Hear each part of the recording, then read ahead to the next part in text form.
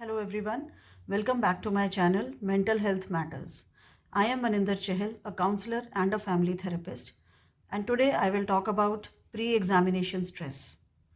Basically this video is for children, but it should be the parents who should be listening to this because बच्चे जो हैं इस वक्त इतना time afford नहीं कर सकते and they should not be wasting time on listening to any random videos of this kind. आप इन वीडियोस को सुनिए and then you can decide what works best for your child, and then you can accordingly guide and motivate your children according to their needs. So pre-examination stress जो है it is very natural thing. और exam जैसे जैसे पास आते हैं तो बच्चों के मन में एक स्ट्रेस या एक तरह की एंग्जाइटी होना बहुत नेचुरल है, बिकॉज पूरा साल उन्होंने जो भी प्रिपरेशन की होती है अपनी एबिलिटी के हिसाब से, अपनी मोटिवेशन जितनी उनमें है उसके हिसाब से, what ever, but everybody has prepared and done their best.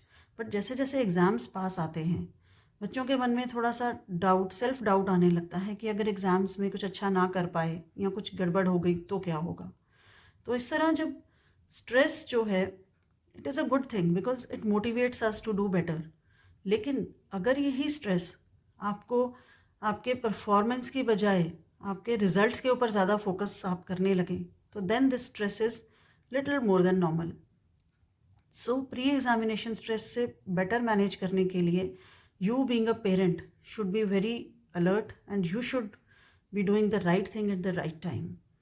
And examination stress में बच्चे अपना जो सेल्फ कॉन्फिडेंस खो देते हैं और उन्हें जो एंग्जाइटी फील होती है, so this is all because of just one reason, that is very high expectations.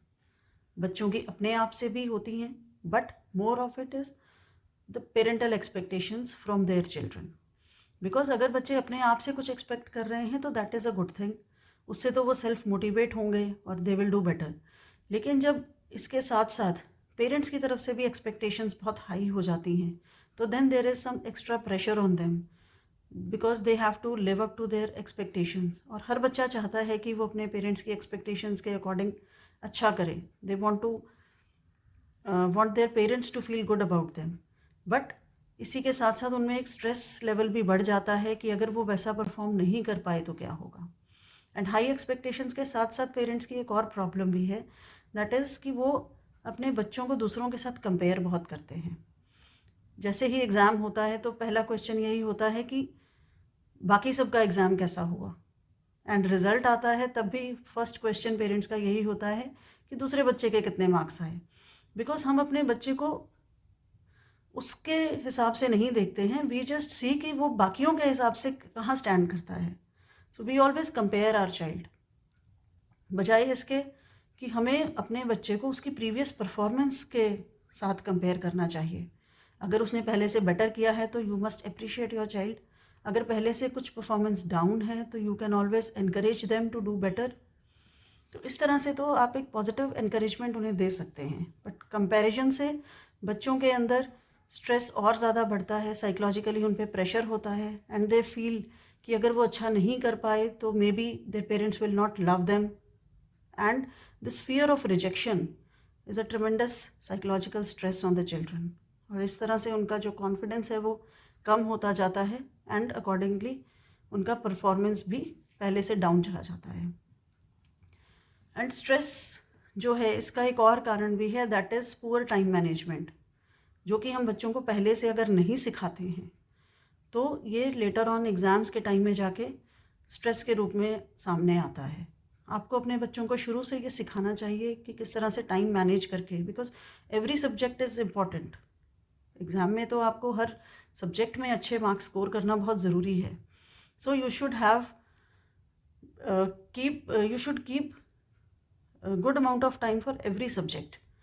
और अगर आप उस टाइम फ्रेम में उस टॉपिक को नहीं कर पाए हैं तो जस्ट टेल योर चाइल्ड कि leave this topic here and just pick up the next one. Because एक ही टॉपिक पे अगर आप टाइम अपना लगाते रहेंगे तो later on a time stage will come जब आपके पास टाइम कम होगा और बहुत सारा सिलेबस होगा जो आपने अभी तक नहीं पढ़ा.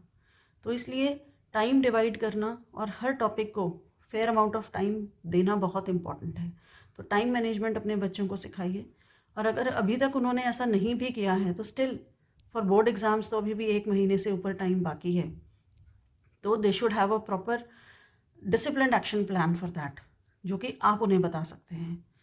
For that what they can do कि आप हर सब्जेक्ट की इम्पॉर्टेंट टॉपिक्स की लिस्ट बनाइए and then you can divide the time accordingly.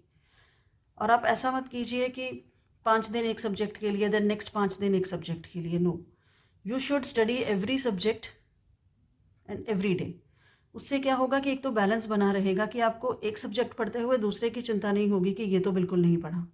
And secondly, it is scientifically proven कि आप जब डिफरेंट टॉपिक्स पढ़ते हैं तो you retain it and understand better. थोड़ा टाइम एक टॉपिक पढ़ा, उसके बाद आप ब्रेक लीजिए, then you can start with the new subject और अ न्यू टॉपिक। और अगर उस टाइम फ्रेम में आपका वो टॉपिक रह गया है तो that is also a good thing, because जब आप उस टॉपिक को उसी दिन छोड़ेंगे and next day when you pick up that topic again, तो आप पिछले को थोड़ा सा रिवाइज करके यू स्टार्ट अफ्रेश। एंड उस टाइम फ्रेम के अंदर your mind it processes the incomplete information. This is also a scientific fact कि इनकम्प्लीट जो इन्फॉर्मेशन होती है उसे ब्रेन बेटर प्रोसेस करता है। तो नेक्स्ट डे जब आप उसी टॉपिक को दोबारा पढ़ेंगे तो you can understand it better, you can retain it for a longer time. And जब भी कोई टॉपिक आप ख़त्म कर लेते हो, से फॉर इन 1 डे या 2 डेज में, जितने भी टाइम में आप उसे ख़त्म करते हो, that time just close your book and stand in front of the mirror and explain that topic to yourself. और यही चीज़ आप अपने किसी फ्रेंड के साथ भी कर सकते हैं। और अगर आप उसे अच्छे से एक्सप्लेन कर पाते हैं, that means you have understood the thing. But अगर आप कहीं अटक रहे हैं तो you need to go through that topic again and then again you repeat the same process. And जब ये आप एक बार कर लेते हैं, उसके बाद you have to revise it. And revision का मतलब री रीडिंग नहीं है, बिकॉज एक ही चीज़ को अगर आपने पढ़ लिया है, समझ लिया है, उसके बाद आप उसे दोबारा से पढ़ रहे हैं तो उसका कोई फ़ायदा नहीं है। इट इज़ लाइक, एक एग्जाम्पल देती हूँ कि just looking at the answer of a puzzle which you have already solved, तो उसको बार बार देख के तो कोई फ़ायदा नहीं है, अनलेस कि you solve the puzzle again from some different angle. तो इसके लिए you just have to pick up some important questions related to that topic and try to solve that. उससे आपको बिल्कुल थोरो अंडरस्टैंडिंग हो जाएगी and you will be very confident कि आप उसके हर तरह की प्रॉब्लम्स को सॉल्व कर सकते हैं। And after that you don't need to revise और go through that chapter again, then you can go to the next topic. And study time के लिए you should not be studying for very long times. You can keep small small parts में आप उसे पढ़िए।